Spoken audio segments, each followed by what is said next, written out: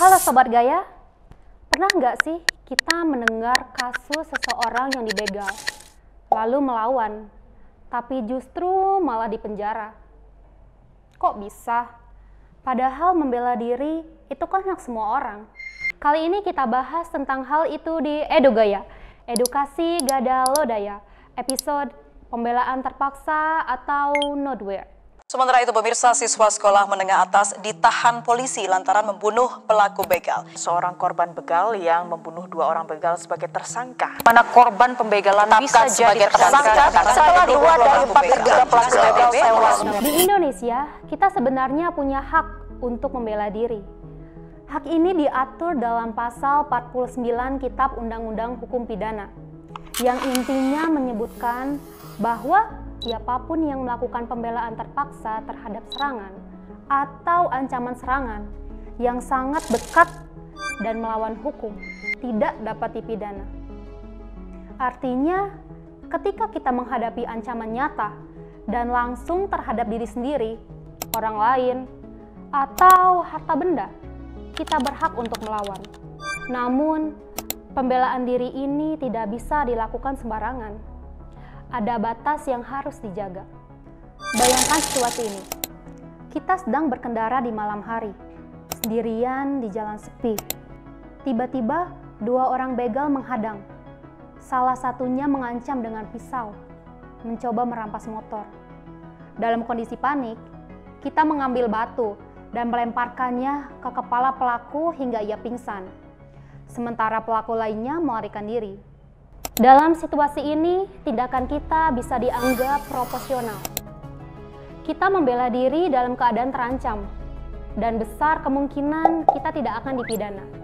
Namun, jika setelah pelaku pingsan, kita terus memukulinya dengan batu hingga ia tewas, padahal ia sudah tidak mengancam lagi, di situ kita bisa dianggap melampaui batas pembelaan diri.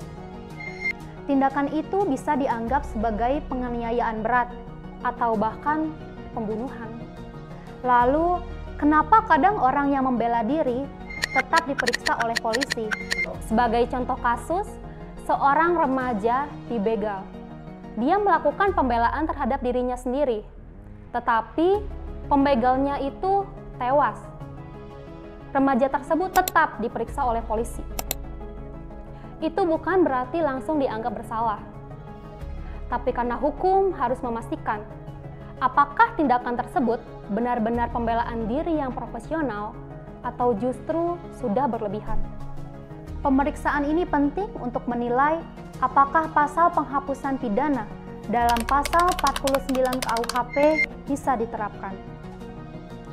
Kalau kita bandingkan dengan negara lain, pendekatannya berbeda-beda.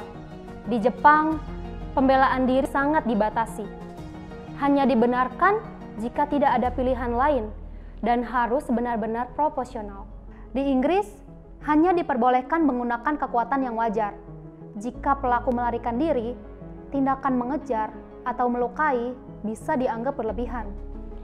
Sementara di Amerika Serikat, dengan prinsip stand your ground, warga bisa melawan tanpa wajib mundur. Bahkan jika harus mematikan, asalkan ada ancaman yang nyata. Di Indonesia, pembelaan diri diakui, tapi tetap harus bisa dipertanggungjawabkan. Indonesia berada di tengah-tengah. Tidak seketat Jepang, tapi juga tidak sebebas Amerika Serikat. Lalu, apa yang bisa kita lakukan kalau menghadapi situasi seperti pembegalan? Pertama, utamakan keselamatan. Jika memungkinkan, hindari konfrontasi dan cari jalan untuk menyelamatkan diri. Kedua, jika tidak ada pilihan lain, lawan secukupnya. Hanya untuk menghentikan atau melumpuhkan serangan, bukan untuk menghukum. Ketiga, setelah kejadian, jangan melarikan diri.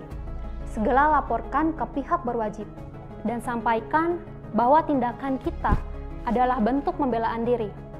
Ini penting sebagai bukti niat baik kita di mata hukum. Sobat Gaya, ingat, hukum membela diri itu ada, tapi harus dilakukan dengan profesional, cerdas, dan bertanggung jawab. Selama kita melakukannya dengan benar, kita tidak perlu takut, karena hukum juga hadir untuk melindungi, bukan menjebak. Saya Sherly, sampai jumpa di Edugaya episode berikutnya.